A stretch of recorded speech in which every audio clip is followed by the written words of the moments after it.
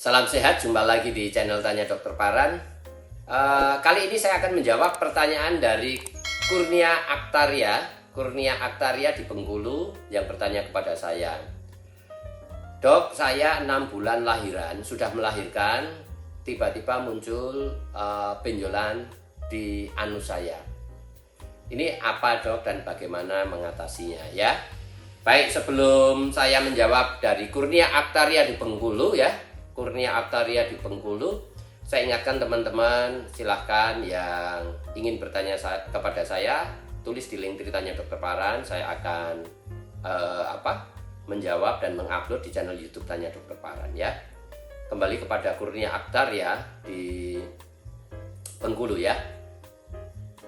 Kurnia ini sudah melahirkan 6 bulan yang lalu, tapi tiba-tiba sekarang timbul benjolan di anusnya ya. Ini apa ya dan bagaimana mengatasinya? Baik, teman-teman, 6 bulan sesudah melahirkan berarti ini fase sedang menyusui anak ya. Nah, menyusui anak itu kan kita harus memproduksi air susu ya.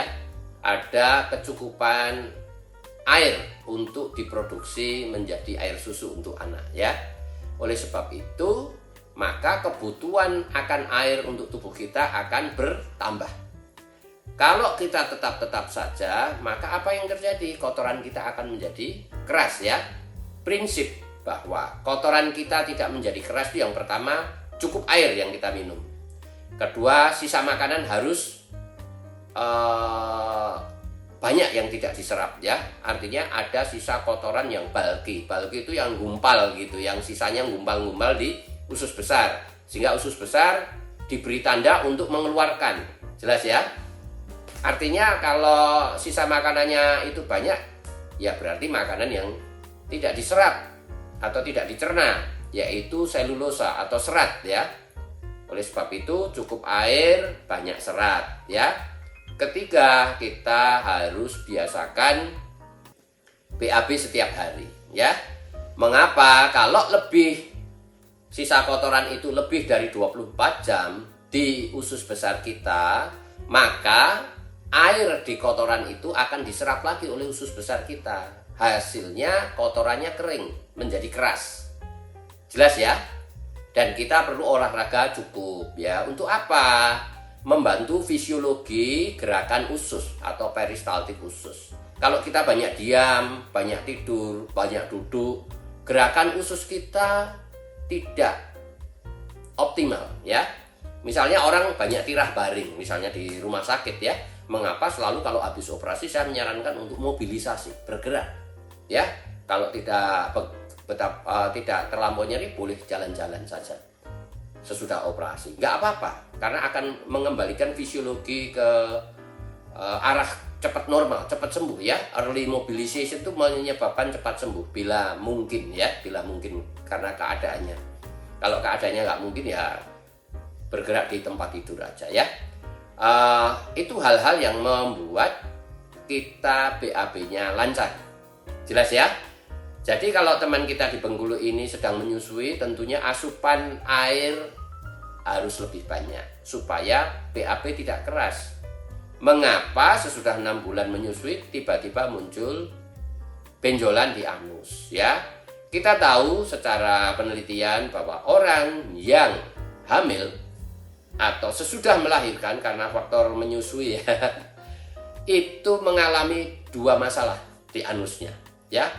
Hampir 50% ya, dikatakan 48% orang yang hamil dan melahirkan, 40% diantaranya mengalami masalah di anusnya.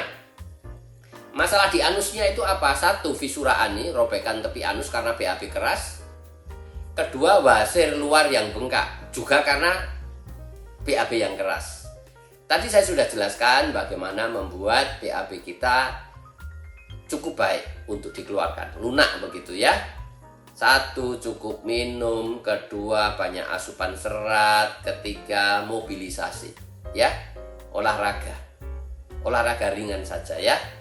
Seperti saya ini pelari maraton ya, jangan seperti saya jalan cepat saja. Saya sudah tua sekarang, saya tidak maraton lagi, tapi saya hanya jalan cepat ya, karena saya mengingat lutut saya nanti kalau sudah tua supaya tidak nyeri-nyeri ya. Tidak boleh high impact ya, tidak boleh impactnya tinggi ya.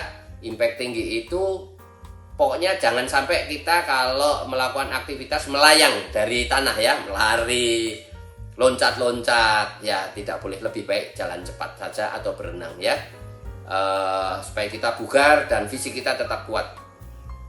Jadi teman kita di Bengkulu ya harus cukup minum, cukup serat ya, karena faktor menyusui harus ditambah minumnya supaya BAB-nya tidak keras. Terus bagaimana kalau sudah keluar? Nggak usah takut ya, wasir luar yang bengkak, nggak usah takut. Apa perlu ke dokter? Nggak usah ya. Lihat di YouTube saya aja, ikuti arahannya saja ya, nggak usah ke dokter, nggak apa-apa. Tinggal direndam air hangat saja. Kalau perlu nyeri, beli obat nyeri apa saja boleh.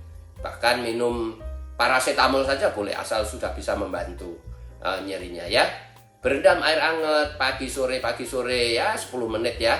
Mengapa tidak lama-lama ya? Nanti anaknya nangis minta disusui kalau lama-lama berendam, atau suaminya marah-marah ya, minta dilayani ini itu ditinggal berendam ya. 10 menit aja pagi sore waktu mau mandi ya, sambil berendam aja. Nanti hari kelima akan terjadi namanya resolusi udem. Bengkaknya akan mulai kempes. Jangan takut ya. Kalau hari pertama kedua keras, jangan takut. Nanti hari kelima mulai bengkaknya turun dan nyerinya juga berangsur-angsur akan ringan.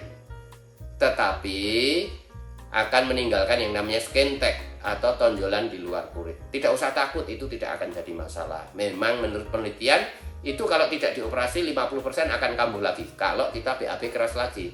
Supaya tidak dioperasi, jangan BAB keras. Itu ya, Kurnia ya. Namanya siapa tadi? Kurnia ya, Kurnia Oktaria di Bengkulu ya. Jadi saya ingatkan lagi itu ya, Kurnia ya, supaya tidak muncul lagi ya, BAB nggak boleh keras ya. Kalau muncul lagi ya direndam lagi, hari kelima akan akan reda ya, mulai reda. Tetapi benjolannya tetap ada. Benjolannya apa? Diapain? Dibiarin aja. Kalau nggak mau operasi, dibiarkan ya. Nah, nanti kalau ke dokter bedah, wah harus operasi. Nggak usah operasi, nggak apa-apa ya. Sebagai seorang dokter bedah, saya itu hanya memberi saran yang terbaik ya. Kalau misalnya pasiennya nggak mau operasi, ya dicarikan cara yang tidak operasi. Kecuali kalau untuk life saving ya, untuk menyelamatkan nyawa, maka saya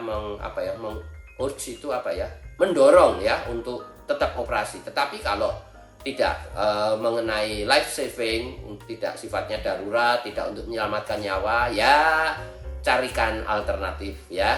Tidak semua pasien mau operasi. Jadi jelas ya, Kurnia Oktaria di Bengkulu, itu yang harus dilakukan. Kalau suatu saat terjadi lagi, itu lagi yang dilakukan, tidak apa-apa ya. Atau kalau perlu japri saya, saya kasih saran. Saya ingatkan teman-teman yang ingin bertanya, silahkan tulis di link ceritanya Dokter Paran. Saya akan jawab dan akan upload di channel YouTube Tanya Dokter Paran. Dan ke depan saya akan membuat satu forum yang namanya, atau satu acara namanya Insight with Dokter Paran Bagionoto spesialis bedah. Karena ada banyak teman-teman yang memberi pesan kepada saya, Dok, ada diskusi ya, kita bisa ketemu, bisa berinteraksi ya. Nanti saya akan batasi 20-30 orang saja, karena itu waktunya sudah saya perkirakan bisa 1 jam sampai 1,5 jam ya, sudah cukup lama untuk berinteraksi ya. Ditunggu saja ya.